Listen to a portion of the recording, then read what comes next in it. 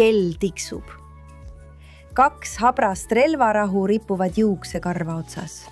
USA teeb paati augu ja võtab Iraani laeva oma valdusesse, samal ajal kui uued kõrgete panustega läbirääkimised on ees ootamas. Liibanonil on vaid 10 päeva, et ohjeldada Hezbollahad ja võib-olla tagada rahu. Kas see on habras tee rahuni või palju suurema konflikti äärel? Kas Trumpil on nüüd küllalt? Nüüd ütleb ta iraanlastele, te ei saa meid šantažeerida. Ja mida ta tegi? Ta võttis tegelikult kinni laeva, mis üritas Hormuzi väinast läbi pääseda. Nad hakkasid jälle vigureid tegema, nagu nad on teinud juba 47 aastat. Nad tahtsid väina uuesti sulgeda, tead küll, nagu nad on aastaid teinud. Nad ei saa meid šantažeerida. Nad on 47 aastat karistuseta pääsenud. Nüüd nad enam nii lihtsalt ei pääse. Emily, kas me oleme uue sõja lävel? Islamivabariik arvab praegu tegelikult, et kõik need läbirääkimised on järjekordne Trumpi ja Netanyahu trikk, et tuua maismaaväed Iraani.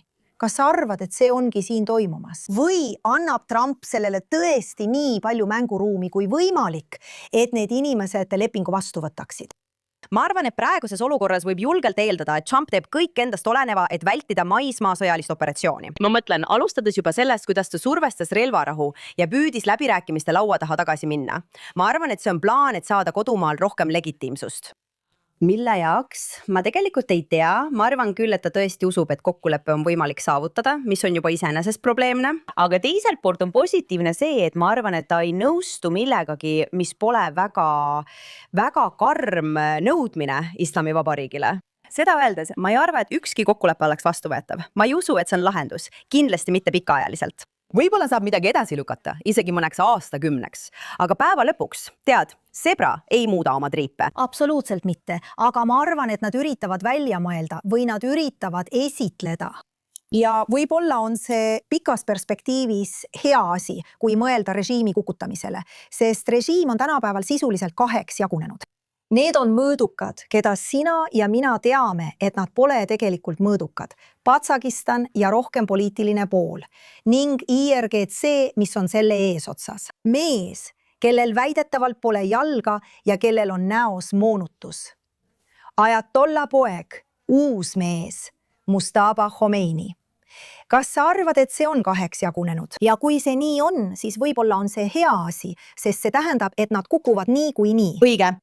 Ma arvan, et see ei lähe kiiresti. Ma arvan, et kõik, kes arvasid, et see saab olema nagu ühekordne asi või nagu suur kampaania stiilis, me pommitame nad maatasa ja siis ongi kõik läbi. Sa lammutad väga hästi õlitatud. Sõnamäng polnud taotluslik. Väga hästi õlitatud masinat, millel on surmasoov, surmaoht. Nad teavad, mida nad teevad. Neil on süsteem paigas. Kui üks kukub, siis järgmine astub asemele. Sellise koletise mahavõtmine on nagu koljati alistamine ja ma ei usu, et see juhtub ühe kiviga. Ma arvan, et see võtab aega. Ma tõesti loodan, et Donald Trump teeb seda, mida vaja, ühel või teisel viisil. Ma arvan, et oleks nõus, kui nad tuleksid ja ütleksid, et nad annavad alla. Siis ta kirjutaks alla. Kui nad ei tee seda, on ta valmis sõtta minema. Ja ma arvan, et temaga tulebki nii käituda. Ja ma arvan, et ta tõesti mõtleb seda, sest ta on kogu aeg näidanud, et ta mõtleb seda tõsiselt. Aga tead, ta just ütles, et Atarit, Shmuel, kes on tagasi rahva nõudmisel, Atarit on rahvusvaheline põlisrahvaste õiguste eestkõneleja. Ateret, sa tead, et oled väga seotud kõigi nende eri vähemusrühmadega Iraani ümbruses. Sa kuuled, mida nad räägivad, sa oled nendega varem tegelenud. Kas sa arvad, et Iraani rahvas kogu oma imelises mitmekesisuses on valmis tegelikult relvile tõusma ja oma riiki tagasi võtma? Või arvad sa, et nende jaoks on see veel liiga vara? Ma arvan, et kindlasti on teatud osa Iraani ühiskonnas, kes on juba ammu tahtnud sekkuda ja IRGC-d kukutada. Minu vaatenurgast tundub väga selge, et valdav enamus iraanlastest on täiesti vastu IRGC-le ja üldiselt ka Iraani Islamivabariigile. Ja on juba väga pikka aega, peaaegu 50 aastat soovinud nende kukkumist. Ja paljud neist on aktiivselt nende vastu võidelnud. Kui vaadata kurdi piirkondi, siis kurdi rahvusarmee on algusest peale aktiivselt IRGC-ga võidelnud. ja ma tõesti arvan, et Iraani rahvas on valmis ja ma arvan, et nad on seda ka näidanud. Tead, kuskil vahepeal meil pole siiani isegi numbreid ja me ei saa neid enne, kui olukord rahuneb ja meil on võimalik läbi viia sõltumatu uurimine, mis läheb ja vaatab, mis juhtus. Aga kuskil vahemikus, mis see siis on, 30 kuni 100 000 inimest tapeti ainult jaanuaris.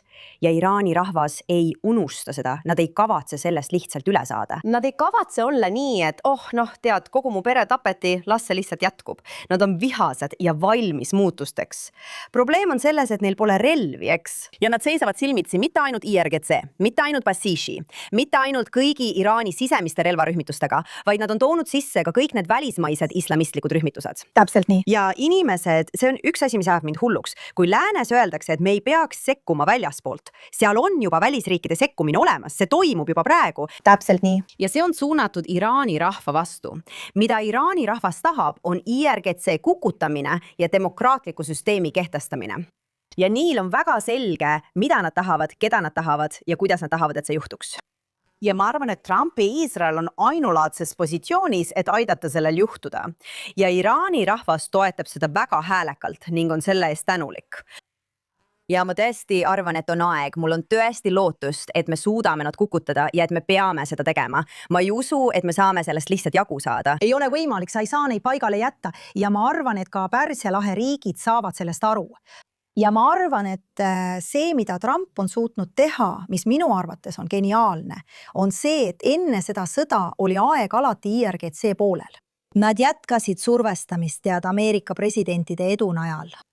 Tead, teeme veel läbirääkimisi ja veel läbirääkimisi, jõuame asjani ja veel läbirääkimisi ning jõuame lävele. Ja nad nagu mängisid ajaga.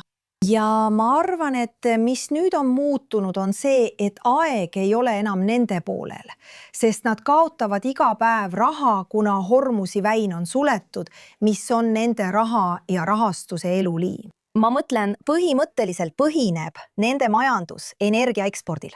Ja kui ameeriklased sulgevad nende energia ekspordi, siis neil ei ole raha. Kui neil ei ole raha, ei saa nad oma võitlejatele maksta. Kui nad ei saa oma võitlejatele maksta... Muide, nad on juba selles olukorras. Nad ei suutnud eelmisel kuul maksta Iraani revolutsioonilise kaardiväe korpusele.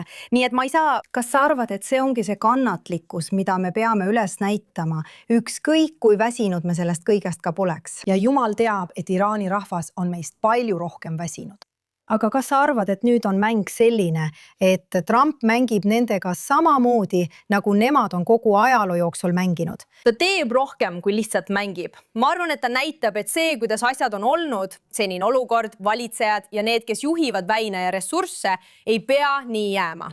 Mul on tunne, et ta lihtsalt pöörab malendid või kabe, nupud või mis iganes mäng sulle meeldib segamini.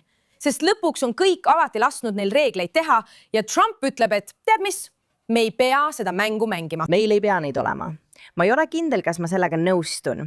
Ma arvan, et paljud asjad, mida Trump on viimastel nädalatel teinud, on väga problemaatilised. Isegi kui selle taga on mingi suur strateegia, siis see keel, mida ta on kasutanud ja viis, kuidas ta seda väljendas, ta ütleb rohkem, kui sellise suure strateegia jaoks vaja oleks. Ja see on olnud väga kahjulik mõnele inimesele, keda tal oleks vaja motiveerida.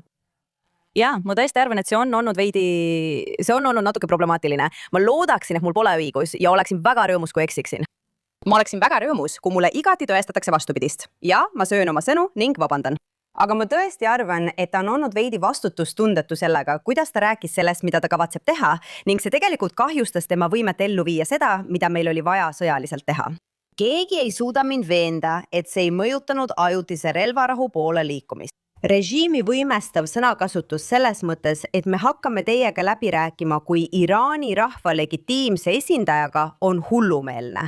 Väited, et režiimivahetus on juba toimunud. Hiina. Ma mõtlen, see on lihtsalt... See on solvav nende inimeste suhtes, kes just kannatasid selle massilise tapatalgu all täpselt sama režiimi käe läbi, kes neid isegi praegu hukkab. Aga ma arvan, et Trump, ma ei tea, vähemalt minu arvates, Trump ütleb hullumeelseid asju. Ja ta säutsub hullumeelseid asju. Ja mina isiklikult tõesti loodaksin, et keegi peatab ta enne, kui ta jätkab tõeliselt tasakaalutud asjade säutsumist kogu aeg. Me ei räägi Liibanonist. Ärgem sundigem seda relvarahuga. Me ei ole 51. osariik. See peaks olema vastastiku kasulik suhe ja see ongi nii.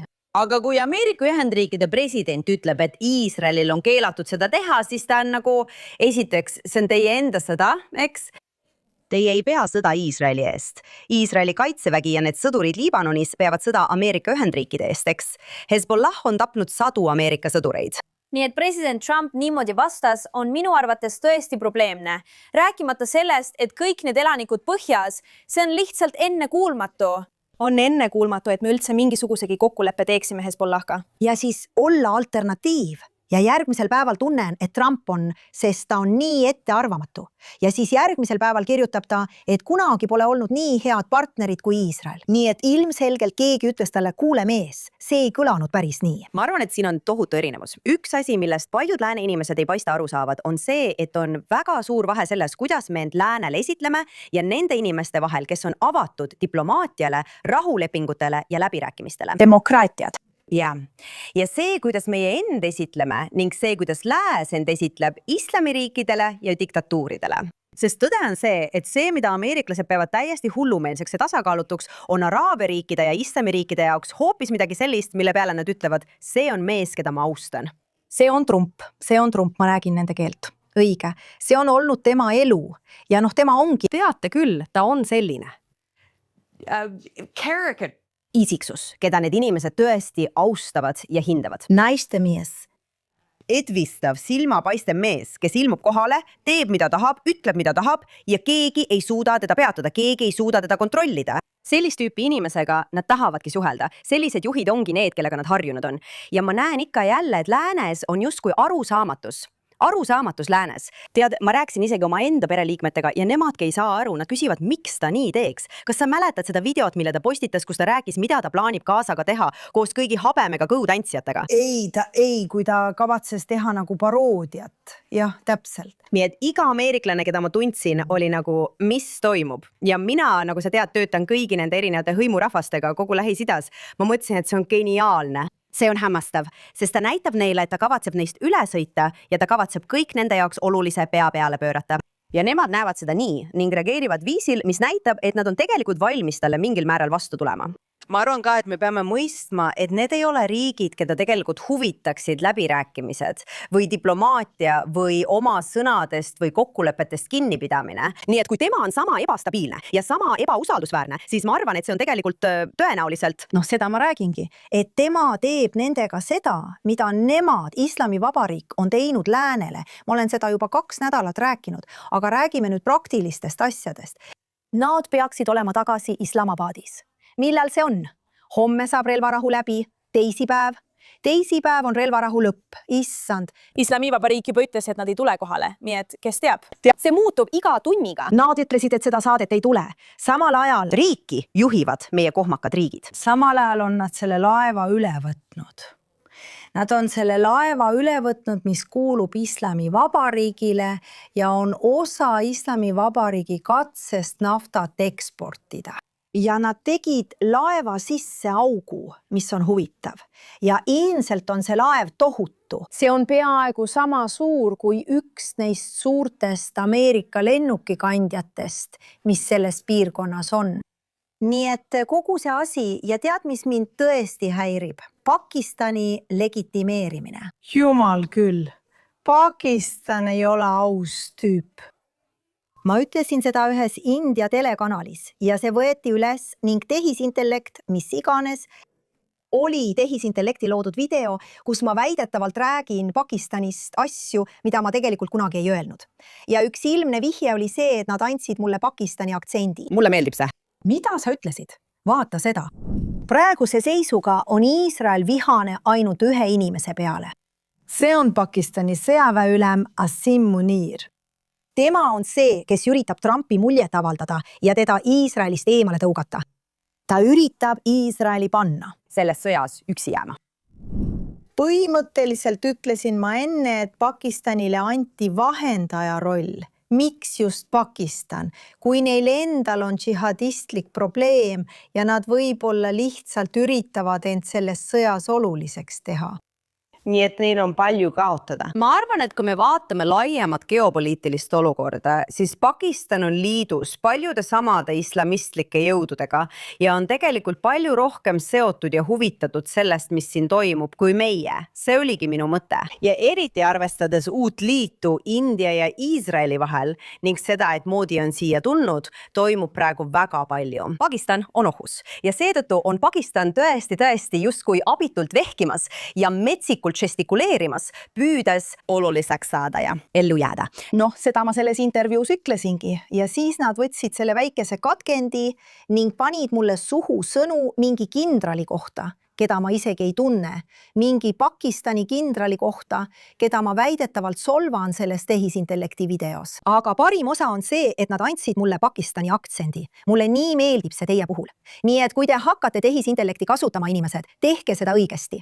Häid tööriistu on olemas. Või andke meile kõigile Pakistani aktsendid. Kõigile meile. Kõik või mitte midagi. Ma tahan rääkida sellest, mida sa ütlesid Trumpi kohta, kes ütleb meile, mida teha Liibanoniga. Ainult sellepärast, et ma juhtusin samal ajal nägema ka Kamala Harrist ja teisi väga tuntud inimesi ütlemas, et Bibi sundis Trumpi sellesse sõtta. Ta sattus sõtta. Bibi Netanyahu tõmbas ta sinna. Olgem selles osas selged. Ta sattus sõtta, mida Ameerika rahvas ei soovi. Sides ohtu Ameerika sõjaväelased. Kamala Harrisse ja teiste tuntud inimeste ma püüan meenutada, kes see oli. Jake Sullivan. Valitsuses on inimesi, keda austatakse. Palju inimesi.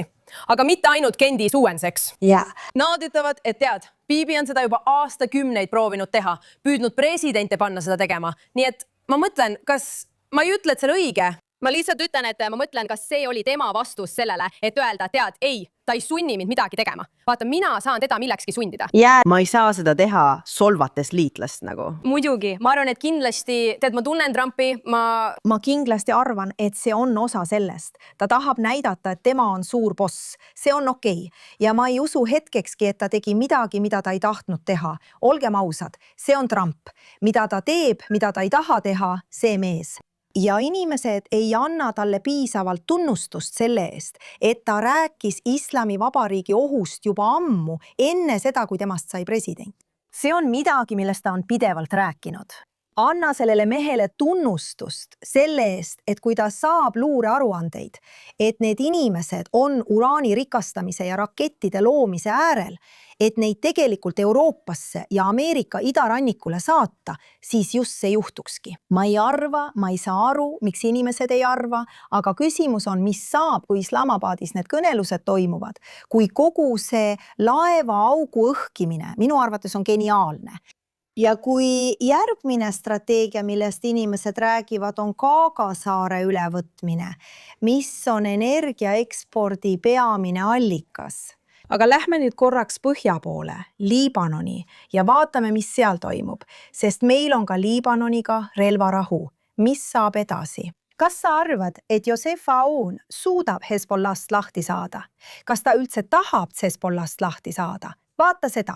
Kui me rääkisime läbirääkimistest, ütlesid mõned inimesed, et miks me ei kasutanud diplomaatilisi vahendeid selle asemel, et teha midagi muud. Meil on üle 1400 märtri, üle 4000 haavatud, 1000 kodud on hävitatud. Rohkem kui 1 200 000 põgenikku elab rasket elu.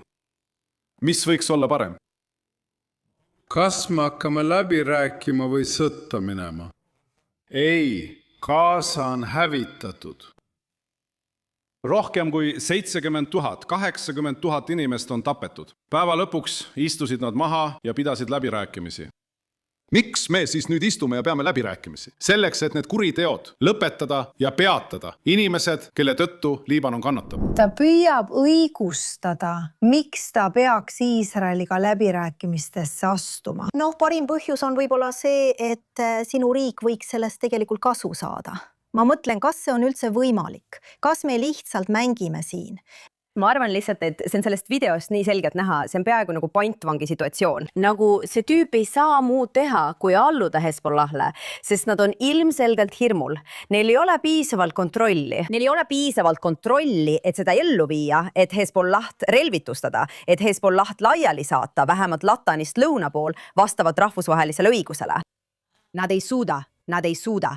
Isegi kui ta tahaks, ei suudaks ta seda teha ja mingil hetkel peavad nad tõele näkku vaatama ja istuma Iisraeliga ühe laua taha, et leida viis koostööks. Olgu, aga oletame, et nad tulevad, nad on Iisraeliga ühe laua taga. Ja tead, meil käis Iisraeli suursaadik Yehir Leiter ajakirjanike ees rääkimas, kui temalt küsiti, miks prantslased olid kaasatud. Nagu me tahame neid sellest eemal hoida, sest neid huvitab ainult mõjuvõim ja tal on täiesti õigus. Aga küsimus on selles, oletame, et nad ütlevad, okei, me hakkame nüüd allkirjastama normaliseerimislepet, nad liituvad Abrahami lepetega.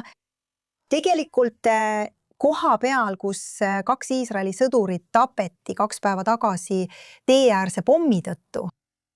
Mis muutub? Me peame sõdima Liibanoni armeega. Kas sa mõtled nendega koos? Ei nendega. Ja see Hezbollah, aga huvid on siiski samad. Meie huvid on samad. Ja tead, kelle huvid on ka samad iroonilisel kombel? Võib-olla Süüria. Ja peaaegu iga teine inimrühm selles piirkonnas.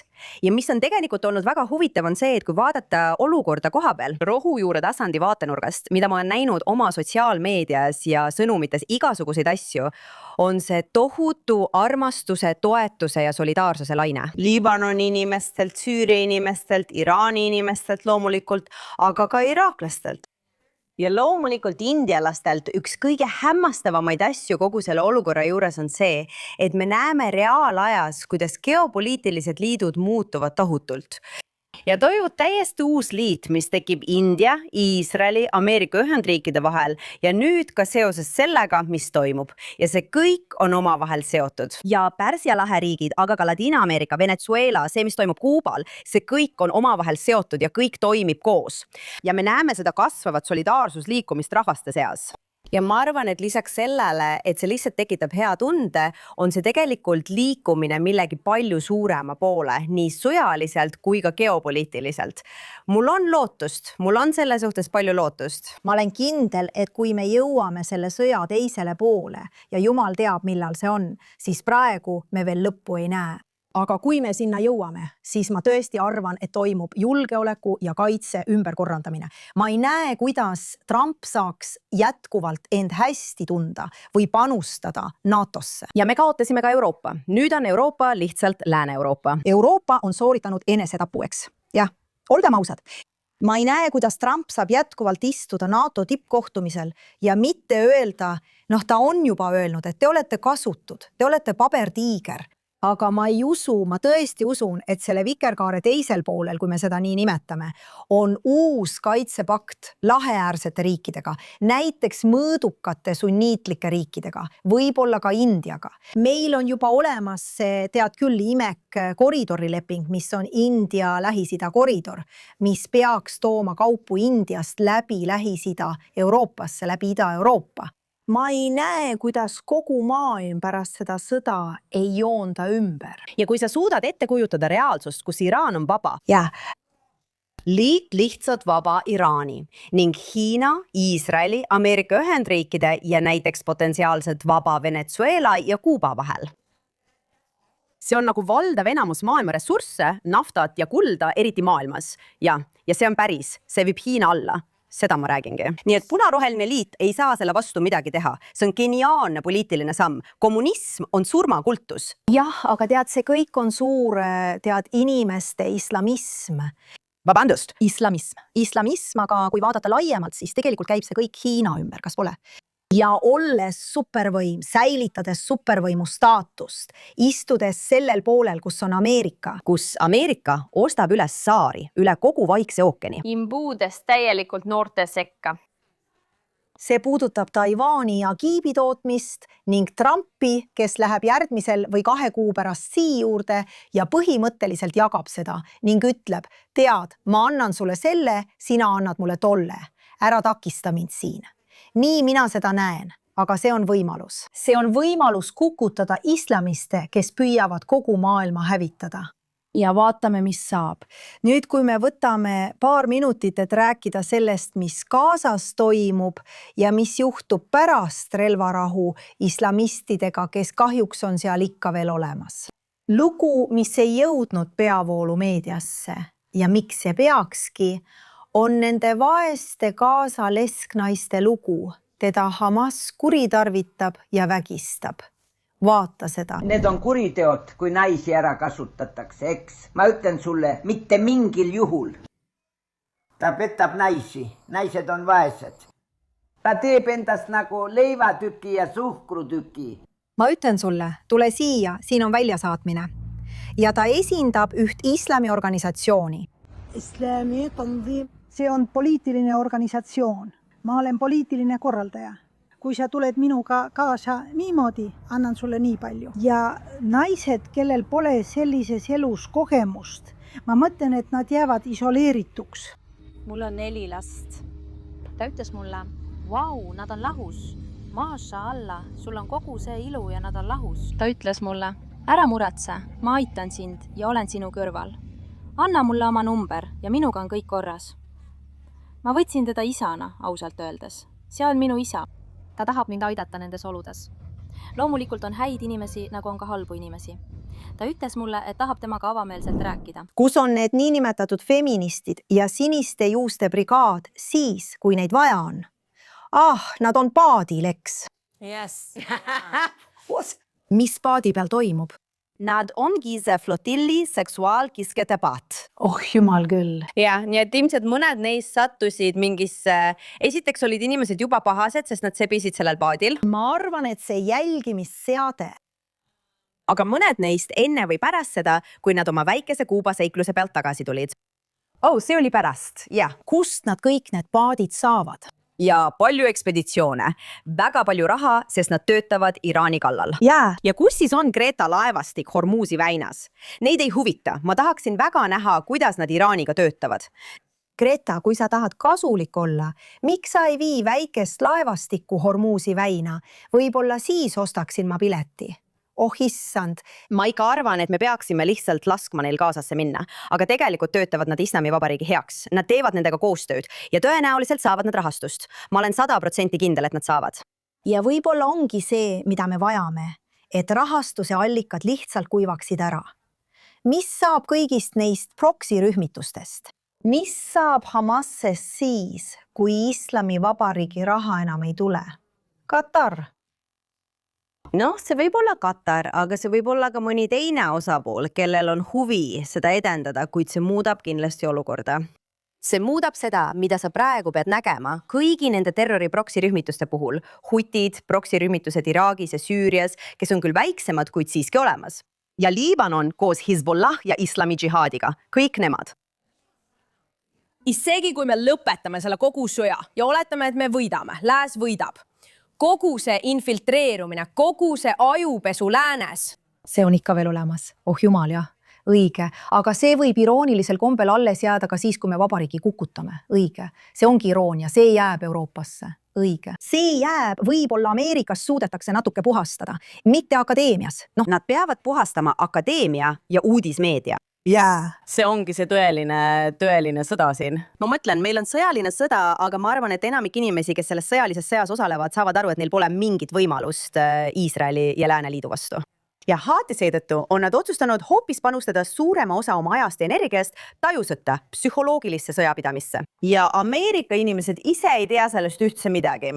Nad ei tea üldse, millega nad silmitsi seisavad. Nad tõesti usaldavad oma uudismeediat. Nad ei tea, et nii vasak- kui parempoolsed uudised, sotsiaalmeedia, kuulsused, akadeemikud ja ka nende lemmikpodcasterid on kõik täpselt samade inimeste poolt ära ostetud. Ma nägin just hämmastavat videot, kus Anna Gasparian ja Nick Fuentes ütlesid sõna-sõnalt täpselt samu asju, sest neile on nii öeldud. Neid on õpetatud ütlema täpselt samu asju. Sa tead küll, see on sõna-sõnalt nagu ka, mis ta nimi nüüd oligi? Hassan Piker ja Tucker Carlson, kõik need inimesed, keda on ostnud ja müünud müünud.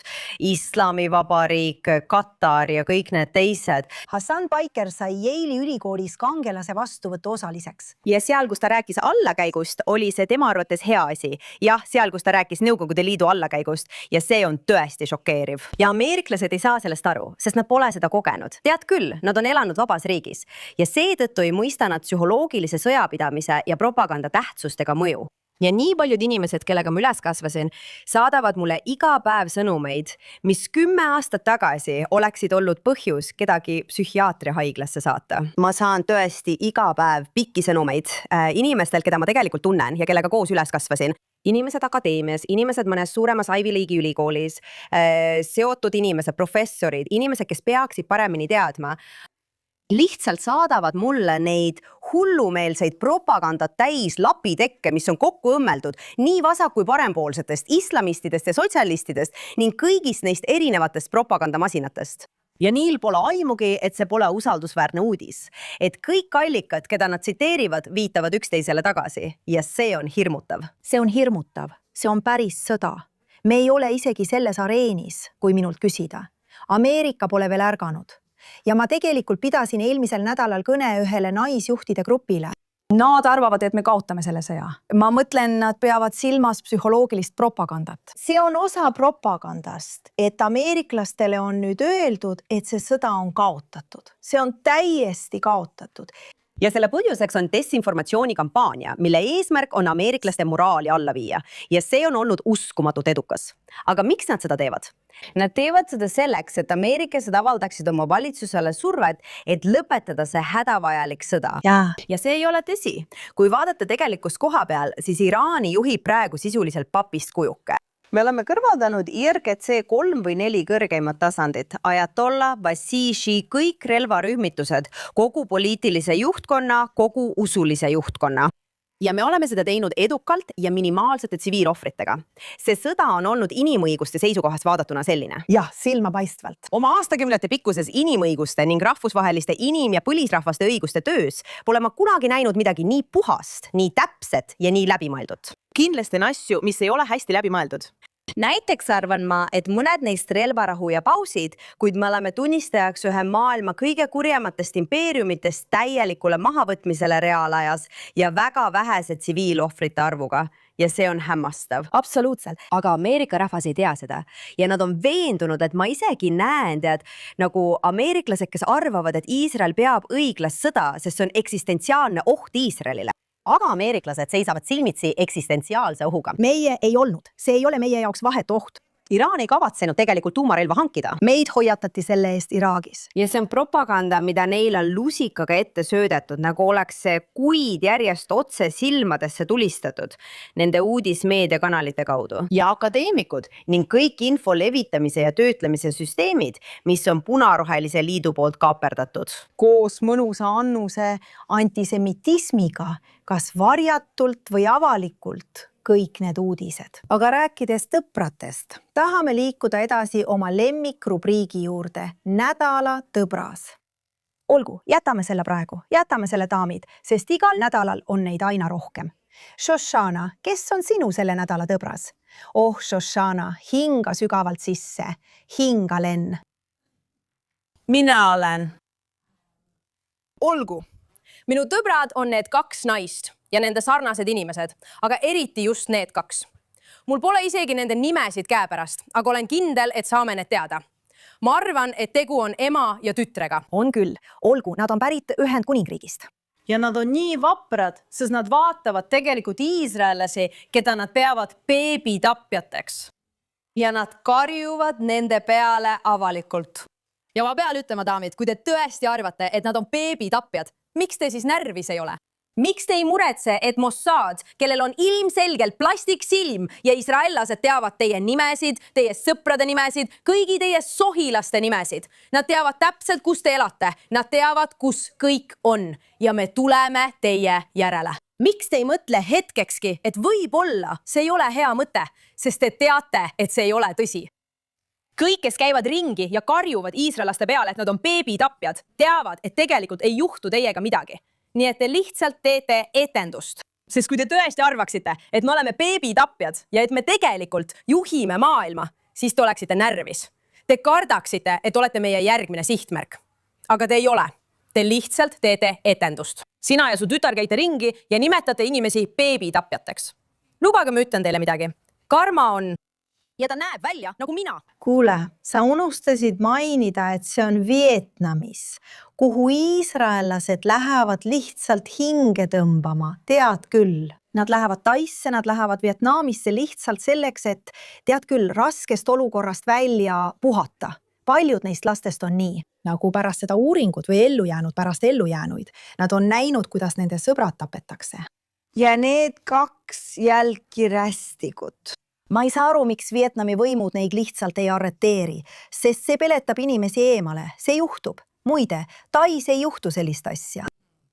See juhtus 1 või 2 korda, väga-väga minimaalselt ja need inimesed viidi kohe minema, sest Iisraeli turism on nii oluline, aga nüüd levib Iisraeli turism tõesti ka Vietnamisse ja Filipiinidele.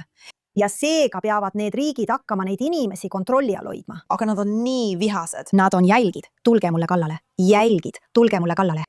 Ma ei oleks vanglas, ma oleksin sees. Ma oleksin ka vanglas. Ma imestan, kuidas iisraelased jäid nii rahulikuks. Ma ei tea, kuidas nad, ma pean ütlema, nad jäid tõesti nii rahulikuks. Ta oleks kohe otse ülekandesse jõudnud. Jaa. Aga tõsiasi on see, et nad filmisid end, kuidas nad ajasid taga oma asju ajavaid iisraelasi. Karjusid nende peale hullumeelsusi ja panid selle siis internetti üles. Sest nad on selle üle uhked, sest see on otsene tulemus kogu sellest antisemiitlikust vihast ja propagandast, mis voolab vabalt kogu lääne ühiskonnas. Jah, ilma igasuguste tagajärgedeta, täpselt nii. Just seepärast peavad eriti Ühendkuningriigis inimesed, kes seda vaatavad, nagu sina kodus, peavad aktiivselt antisemitismiga võitlema. See ei ole midagi, mille peale lihtsalt ohata, et kui kurb. Ei, see on päris elu, päris maailmas toimuvad tagajärjed. Väga muret tekitav. Absoluutselt. Ja kui neil oleks olnud natuke rohkem julgust, oleksid nad võinud kivi üles võtta ja selle nende pihta visata. Ja asi on selle, ma oleksin visanud raameni kausi peale. Oh jumal, jah, nad oleksid olnud sellega kaetud. Ei. Ma ütlen, et see on päris halb. Aga asi on selles, et kõik räägivad sellest vaikivast enamusest, eks? Nagu inimesed ütlevad, et ei, me ei ole kõik sellised. Ja sa näed videos, seal on üks video, kus keegi karjub laste peale, kes söövad nuudleid. Naine taga on nagu, ta on õudusest jahmunud selle üle, mis toimub, aga ta ei ütle midagi. Täpselt nii, sa tead. Ja vaata, asi vaikiva enamuse juures on see, et vaikiv enamus on kaasosaline. Eks? Vaikiv enamus, nii ütleb ka Eli Viesel. Just, see oli ükskõiksus, mis lõi selle olukorra. See polnud... Ja me ei saa endale seda lubada. Sest see algab alati juutidest. See algab alati juutidest ja see ei lõpe kunagi ainult nendega. See lõpeb juutidega. Noh, aitäh. Nad on väga väärt, põlastusväärsed inimesed. Ja ma tahaksin neid nimepidi välja tuua ja häbistada. Näiteks panna nende pildid üles. Ja kui sa oled tööle võtnud mõne neist kohutavatest naistest, siis palun käitu õigesti ja vallanda nad, sest nad on häbiks. Olgu. Emili, kes on sinu selle nädala põlastusväärne inimene? Ma mõtlesin selle üle palju, kellele ma sel nädalal keskenduda tahan, sest valikuid on palju. Maailmas pole kunagi puudust olnud põlastusväärsetest inimestest. Mitte kunagi. Aga lõpuks oli üks lugu, mis juhtus eile ja mis on väga-väga traagiline, millest ma tahan rääkida. Ja seega on minu selle nädala tõbras Iraani revolutsiooniline kaardivägi. See võiks olla sõna otseses mõttes miljoni põhjuse pärast. Aga just sel nädalal pean ma ütlema Iraani revolutsioonile kaardivägi ja Basishi üksused Ahmed Hodai loo tõttu, kes tegelikult eile tegi enesetapu. See oli inimene, kes koos oma tollase abikaasaga võttis mõne kuu taguste protestide haripunktis oma koju mitmeid vigastatud meeleavaldajaid ja aitas neid. Tema naine oli medõde. Julgeolekujõud Iraani revolutsiooniline kaardivägi tungisid nende koju ja tulistasid lõpuks tema naist. Kui nad tema surnukeha mõned nädalad hiljem ära viisid, olid nad filminud ja salvestanud kaadreid, kus nad tema surnukeha seksuaalselt väärkohtlesid ning saatsid need tema abikaasale. Kas ta on sellest nüüd kuidagi rohkem surnud või? Ja nad põhimõtteliselt... Oh, mu jumal. Ja. See on ilmselgelt õudne lugu ja kõige õudsem on see, et see pole tegelikult ebatavaline. See on midagi, mida nad teevad. See on nende tegutsemisviis. See on tööriist, mida nad kasutavad kogu elanikkonna hirmutamiseks. ja ma ei usu, et läänes inimesed mõistavad, kui kaugele nad on valmis selliste asjade tegemisel minema. Me räägime režiimist, mille ametnikud on teatud olukordades isegi oma enda lapsed hukkanud. Oh juman. Nii et öelda, et nad on äärmuslikud, ei anna sellele tegelikult õiglast hinnangut maailmas, kus sa arvad, et sind solvatakse samal tasemel sellepärast, mida keegi X-is ütles. Need pole samad asjad. See, et islamistlik režiim tänapäeval üldse eksisteerib, on täielik düstoopiline põrgu. Ja see on veelgi suurem põhjus, miks ma arvan, et kogu rahvusvaheline kogukond peab sellele kindlamad vastu astuma, ükskõik kuidas nad seda suudavad, olgu see siis sõjaliselt või muul viisil. Aamen.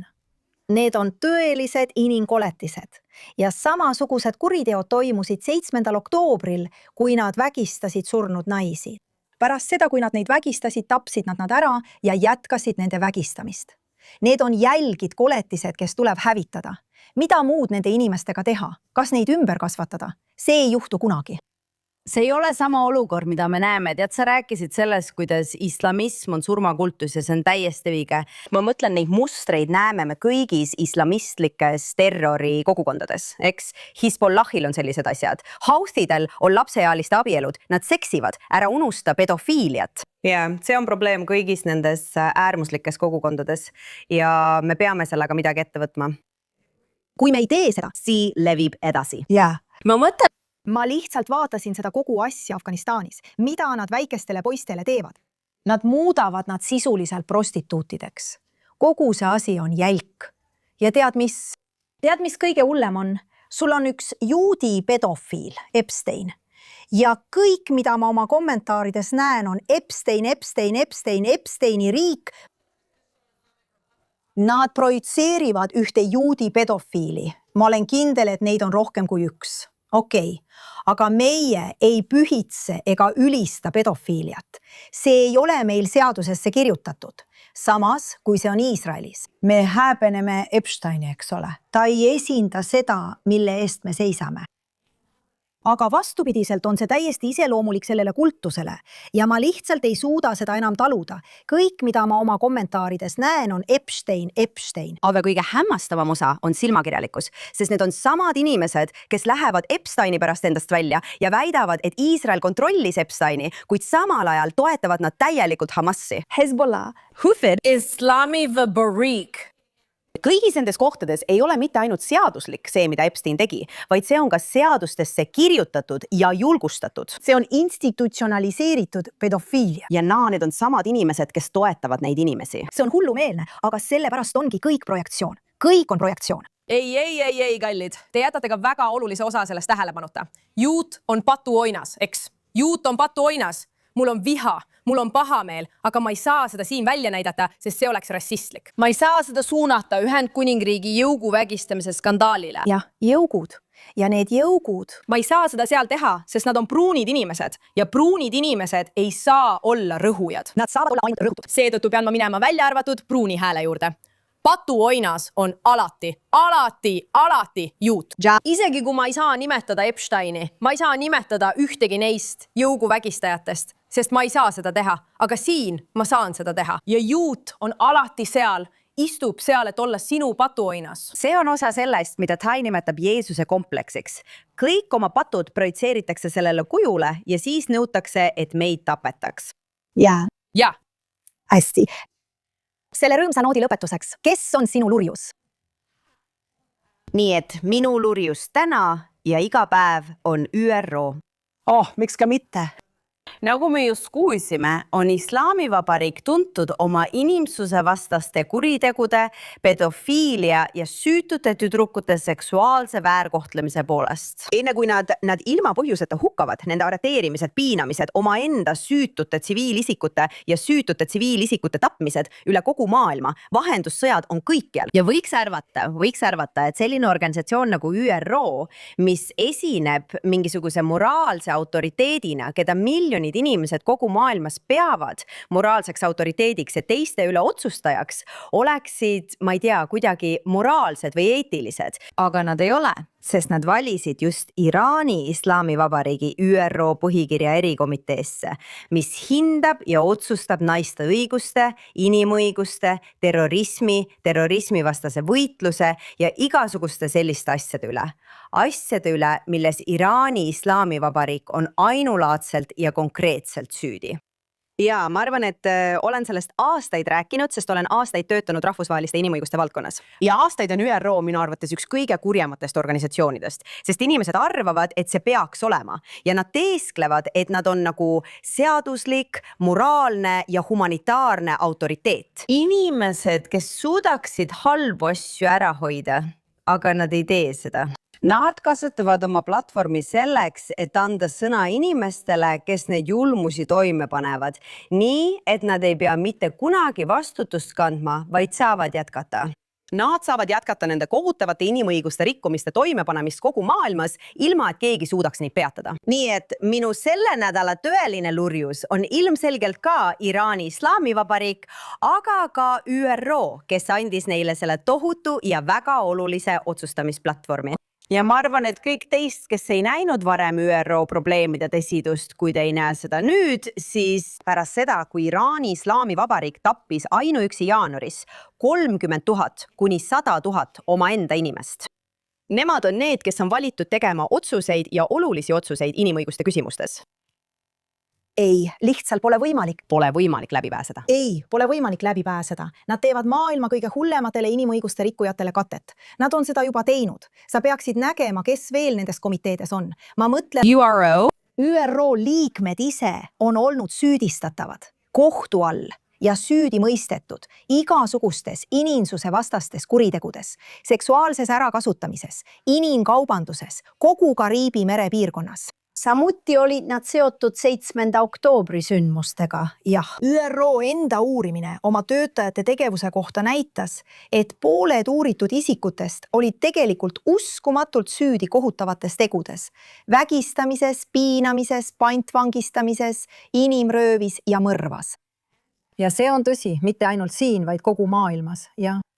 Aga meile meeldib, kui lurjusel on õnnelik lõpp. Ja nii palju, kui ma kuulnud olen, saab ÜRO-l raha otsa, sest Ameerika kavatseb rahastamist kõvasti kärpida. Ja vähemalt tundub, et UNRWA on kohutavas kriisis, mis on hea uudis. UNIFEL, kes peidab end, on ostnud terroristi. Keegi ei hakka neid enam rahastama. Loodetavasti pärast seda sõda arvan ma, et rahvusvaheliste organisatsioonide maastikul tuleb teha palju muudatusi. Ja ma loodan, et ÜRO muutub millekski paremaks, sest niimoodi ei saa edasi minna. Inimestel, kes panevad toime kõige raskemaid inimsusvastaseid kuritegusid, ei saa olla sama kaaluga hääl kui demokraatiatel, mis järgivad õigusriigi põhimõtteid. See lihtsalt ei ole loogiline. Nii et loodame, et see on nende lõpu algus. Aga suurepärane tõbras. Nad on olnud tõbras palju kordi ja alati leidub uus hea põhjus, miks neid tõbraks nimetada. Olgu, minu nädala tõbras on üks väike mees nimega Konrad Berkovitš, kes on Konföderatsioonipartei paremäärmuslik saadik Poola parlamendis. See mees muidugi on tegelikult ei keegi. Ja kuidas saada tänapäeva väga lärmakas maailmas kellekski? Sa võtad Iisraeli lipu, võtad Taaveti tähe maha ja paned selle asemele natside märgi. Ja sa otsustad, et holokausti mälestuspäeval, mis oli eelmisel nädalal, sülitad sa natside poolt genotsiidi ohvriks langenud juutide mälestusele. Võta natside sümbol ja pane see oma kõnes parlamendi liikmena nähtavale kohale. Ja jälle ma lihtsalt ei tea enam, mida öelda. See mees on pärit Poola paremäärmuslikust parteist, mis tähendab, nagu sa enne ütlesid ja nagu me alati ütleme, et antisemitism võib tulla ükskõik kust. See tuleb äärmusvasakult, see tuleb äärmusparemalt. See mees sai nüüd oma 15 minutit kuulsust, olles täielik tõbras ja sülitades kõigi nende inimeste mälestusele, kes tapeti, ning tegi seda holokausti mälestuspäeval lihtsalt selleks, et veelgi rohkem haiget teha. Nii et ma ei tea sinu kohta eriti midagi, sest ilmselt polegi midagi öelda peale selle, et sa oled tõbras, Konrad Berkovitš Poolast. Olgu, nüüd puhastame oma hinged ja tunneme end inimkonna suhtes paremini, otsides kangelasi. Ja alati leidub kangelasi. Shoshana, kes on sinu kangelane? Minu kangelane on tegelikult iroonilisel kombel väga seotud selle tõbraga, sest üks teine karjuv nõid, seekord New Yorgis, ründab iisraellasi karjudes beebi tapja, sest just selles on valged tüdrukud head. Vabandust ja Sofia Karen, mitte keegi ei tee midagi, nagu näha. Selles videos istuvad need iisraellased lihtsalt seal ja ma ei tea, kuidas nad seda teevad. Võib-olla on ta õppinud heebrea keelt või piisavalt sõnu heebrea keeles või aktsendi või ta lihtsalt teab, kuidas iisraellasi ära tunda. Ja ta näeb neid ning ütleb, beebi tapjad, need tüübid on beebi tapjad ja ta filmib ennast, sest ta on kaotaja. Ja siis tuleb ämblik mees ning ütleb, sa ei tohi seda teha. Päriselt. Ta ei karju, ta ei tõsta häält, ta lihtsalt ütleb, sa ei tohi seda teha. Sa ei peaks inimesi ahistama, sa tõesti ei tohiks seda siin teha. Täiesti rahulik, täiesti selline tunne, et te saaksite sellega ise hakkama, isegi kui te ei näe välja nagu ämblik mees. See on midagi, mida sa võiksid öelda mõnele hullule ja lihtsalt öelda, jah, sa tõesti ei peaks seda tegema, kallis. See ei ole hea mõte. Nii et ämblik mees, sa oled minu kangelane selle eest, et oled hea, normaalne ja korralik inimene. Palju õnne sulle ja Kaafir Karenile. Ära kurvasta, et nad sind ei meeldi, nad on kuumad ja sina ei ole. Jah, nad on väga seksikad ja las ma ütlen sulle, ta kaotas oma töö. See on teine kord, kui ta kaotab oma töö. Ta ei peaks inimeste seas üldse tegutsema. Ta on vaimse tervise spetsialist. Okei. Ja ta kaotas oma töö. Ämblik mees on muidugi see tüüp, kes on Times Square'il ämblik meheks riietunud. Mitte päris see õige, kuigi Tom Holland meile meeldib, mulle meeldib kogu see Zendaya teema, aga kuidas sa tegelikult tema suhtes tunned? Ta räägib Tom Hollandist. Aga jah. Aga ta oli lihtsalt korralik tüüp nagu jah. Täiesti tavaline inimene, just selline nagu üks New Yorgi elanik peakski olema. Täpselt selline New York, kus mina üles kasvasin igatahes. Jah, me armastame sind, ämblik mees. Aitäh! Me ei tea, kes sa selle maski all oled, aga tõesti selle nädala kangelane. Emily, kes on sinu selle nädala kangelane? Minu selle nädala kangelane on Javier Milei, Argentiina peaminister või president. Jah, ta jõudis just Iisraeli. Kahjuks ei saa ma temaga intervjuud teha, sest ma ei räägi hispaania keelt, aga sina saad. Ma kuulen, Javier, por favor, aquí samo. Nii et ainus asi, mida ma sain lindistada, kui ma siin olin, on see, mis riik. Mida ta iganes ütles. Ta on olnud juba pikka aega minu kangelane ja ma olen suur Milei fänn. Kõik, mille eest ta seisab, alates majandusest kuni Iisraelini. Ja ta on olnud tõeline sõber, tõeline liitlane Iisraeli riigile kogu selle väga raske aja jooksul pärast 7. oktoobrit. Tugev sõber ja liitlane ning ka keegi, kes aktiivselt töötab selle nimel, et edendada Iisraeli diplomaatiliselt, majanduslikult ja igal muul viisil Argentiina-Iisraeli suhetes ning samuti üldiselt Iisraeli Ladina-Ameerikas. Nii et sina oled minu nädala kangelane. Jätka suurepärast tööd kõiges, mida teed ja aitäh, et oled Iisraeli sõber. Me armastame Javier Mileid. Ja ta on ka lõbus. Oh jaa, kas sa nägid videot, kus ta laulab? Ta süütab iseseisvuspäeval tõrviku, mis on selles riigis suur au. Ja põhimõtteliselt oli neil eile õhtul peaproov ning 2 Argentiina lauljat pidid talle väikese austusavalduse tegema. Ta haarab mikrofoni ja hakkab koos temaga laulma. Sellel mehel on iseloomu. See ongi see, mis mulle tema juures meeldib. Ja hea uudis on ka see, et Tel Avivi hakkab käima otselend. Jah, teeme koha peal. Lähme lõunatuled virmalised. Ma ei taha seda tsiteerida. Neil on lõunatuled. Päikesekiired. Lähme Argentiinasse. Ma armastan Javier Mileid. Minu väike kuulsuse hetk on see, et ma kohtusin temaga ja rääkisin temaga paar sõna. Ja ta oli väga tore, väga sümpaatne, nagu me hispaania keeles ütleme. Suur kangelane, Emily. Aga sina, Jeff? Mul on üks tõeliselt südamlik ja südant soojendam kangelaslugu, mis on üsna sarnane meie kalli sõbra ämblikmehe omaga. Eelmisel nädalal, ma tegelikult ei tea, millal see juhtum täpselt toimus, aga ma arvan, et see oli üsna hiljuti. Seal on üks juudi mees, kellel on pitsarestoran Hastings on Hudsonis New Yorgis, väikeses linnas Westchesteri maakonnas nimega Slices Pizza. Selle omanik oli juudi mees nimega Isaac Garson. Ja nagu paljudes kohtades arvan ma, et praegusel ajal on peaaegu võimatu leida juuti, keda Ku Klux Klan poleks sihikule võtnud. tead, nagu mina, igaüks meist, ükskõik mida me teeme, ükskõik kus me oleme, on... Kas sa kirjutad selle üles? Jah. Klu Klux Kaffer Klaus. Teeme sellest palun hashtagi. Ma olen siin terve päeva. Põhimõtteliselt sihtisid nad seda meest, kes on lihtsalt selline armas, tore pitsa kohapidaja, kes toidab piirkonna lapsi, kõik armastavad teda, kõik tunnevad teda. Ja nad tulid tema kallale ning filmisid seda ise, sest taas kord on antisemiitlik propaganda ja vihkamine täiesti tavapäraseks muutunud. Nad tundsid selle üle uhkust ja nad tahtsid oma 15 minutit kuulsust. Nad filmisid end, kui nad teda ahistasid ja üritasid panna teda ütlema, et 7. oktoober oli hea ning et Hamasi poolt Iisraelis toime pandud süütute naiste ja laste vägistamine ja tapmine oli hea asi. Aga ta ei öelnud seda. Ja nad muutusid aina agressiivsemaks ja inetamaks. See oli kohutav ja see vaene mees ütles lihtsalt, et ta tahab rahu. Ta ütles, et ta usub rahusse, ta usub kõikide inimeste inimlikkusesse. Ta oli lihtsalt armas, tore mees, kes elas oma elu ja ei seganud kedagi. Ja nad läksid tema kallale ja tegid seda väga jõuliselt. Ja kogukond, Hastings-on-Hudsoni kogukond, tegi seda, mida kõik kogukonnad peaksid tegema, kuid mida peaaegu ükski kogukond tegelikult ei tee. Nad tulid massiliselt kohale. Nad ütlesid, mitte siin, mitte meie naabruskonnas, mitte meie kogukonnas, mitte minu valvsa pilgu all, ma ei lase sellel juhtuda. Ja nad tulid tema pitsarestorani kohale. Sajad inimesed tulid iga päev, ostsid kõik tema tooted ära, tulid kohale toetust avaldama ja solidaarsust näitama, tõid meedia, näitasid kõigile, et nad seisavad tema kõrval, et nad ei luba teda kiusata. Nad ei luba teda sihikule võtta, nad armastavad teda, nad austavad teda ja nad hindavad teda oma kogukonna liikmena.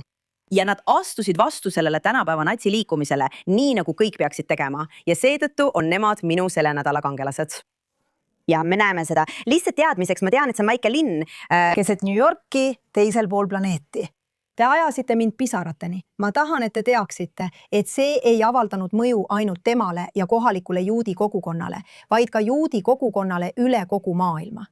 Ma tahan teid südamest tänada. Te olete sel nädalal minu kangelased. Vau, see on nii imeline lugu. Kas pole ilus?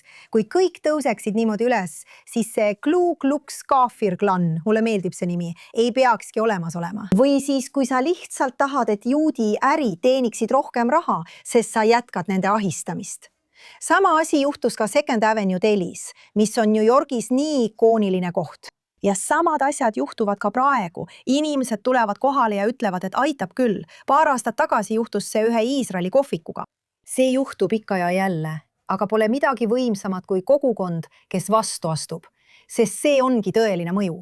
Nii saabki midagi muuta ja antisemitismi oma keskkonnast kõrvaldada. Teil on see jõud olemas. Tehke seda. Okei, ma tahan rääkida veel ühest kangelasest. Ma olen seda meest juba mõnda aega jälginud ja see pole ainult tema. Tema ja tema ettevõtte, Alex Kopp, ta on Palantiiri tegevjuht. Palantir on üks maailma suurimaid ettevõtteid, mis tegeleb, tead küll, suuremahuliste tarkvaralahendustega. Nad võtavad tohutuid andmeid, tarkvara ja panevad selle mõttega tööle, et sellest tekiks arusaam, teadmised ja siis ka tegevus. Ja loomulikult on selline töö riikliku julgeoleku jaoks väga oluline. See on oluline terrorismivastases võitluses. Ja ta lõi selle ettevõtte pärast 11. septembri rünnakuid, kui ta nägi, et oli palju andmeid, mida ei kasutatud tõhusalt selleks, et ära hoida üht maailmas suurimat terrorirünnakut, mis toimus 11. septembril. Alex Karp on alates 7. oktoobrist olnud täiesti moraalselt selge selles, kes on head, meie, ja kes on halvad, Hamas ja islamistid üle kogu maailma. Ja loomulikult on tema enda töötajad ja kõik tema ümber avaldanud talle palju survet, et ta ütleks pidevalt midagi Iisraeli vastu. Ütleks, et ta ei tee Iisraeliga äri. Ja ta pole sellele üldse allunud. Ja sel nädalal, ja just sellepärast toon ma ta nüüd oma kangelasena välja, tegi ta midagi üsna pretsedenditut. Ta pani New York Timesis täisleheküljelise reklaami. Vaadake seda. Öeldes, Palantir toetab Iisraeli. Ei mingeid kuisid, ei mingeid agasid, ei mingeid millalsid ega missid. See on julgus, see on kangelane. Alex Karp, aitäh, et oled tänapäeva kangelane. Aitäh, et oled ühemõtteline selles, kes on pahad. aitäh, et teed Iisraeliga äri ja seisad meie selja taga, kui me sind kõige rohkem vajasime. Sa oled sel nädalal minu kangelane. See on hullumeelne, et selleks on vaja midagi sellist. See on hullumeelne, et keegi peab olema nagu, okei, ma arvan, et kulutan, ma ei tea, mis summas, $1000 täislehekülje reklaamile ja uues. Jah, seda ma räägingi, et öelda, et minge kukele. Täpselt nii. Samuti oli see väga viraalne video temas, kus keegi tõusis tema paneelil ja üritusel püsti ning hakkas karjuma palestiinlaste kohta ja et Palantir tapab palestiinlasi ja tema oli nagu terroristed. Need tüübid nagu täiesti nagu, mis probleem on? Sa toetad terroriste, nagu mis probleem on? Me tapame terroriste täpsemalt. Täpselt. Tegelikult päästab ta elusid, kasutades terroristide tapmiseks andmeid täpsemalt. Seda need inimesed ei mõista. Ta on kõigutamatu. Ma armastan teda. Ma olen teda aastaid jälginud ja ma arvan, et ta on suurepärane. Hästi tehtud. Olgu. Palvetame rohkemate kangelaste eest. Palvetame selle konflikti lõppu, mis toob esile selle mürgise režiimi, mis sisuliselt oma mürgi ja terroriga kogu maailma okupeerib. Palvetame, et meie sõdurid oleksid kaitstud. Ja homme on meie langenud sõdurite ja terrorirünnakutes hukkunute mälestuspäev. Ja tead, selles riigis ei ole midagi valusamat kui see päev. Ausalt. Selles riigis ei ole midagi valusamat kui see päev. See on rahvuslik leinapäev, mis viib edasi meie iseseisvuspüha tähistamiseni. Ja see ongi tegelikult, tead, meie elu peegeldus siin. Ühel päeval leiname, järgmisel päeval tähistame. Ja juudi rahvas teinud 1000 aastaid. Elanud rahvusliku emotsionaalse rappumise keskel, elanud valu ja rõõmu pidevas kõrvuti eksisteerimises. Ja sellega seisamegi järgmise 24 tunni jooksul silmitsi. Nii et me palvetame kõigi nende perede eest, kes on kaotanud oma lapsed ja lähedased. Ja me palvetame sõdurite eest, kes peavad veel paranema ja taas jalule tõusma. Aitäh, et vaatasite!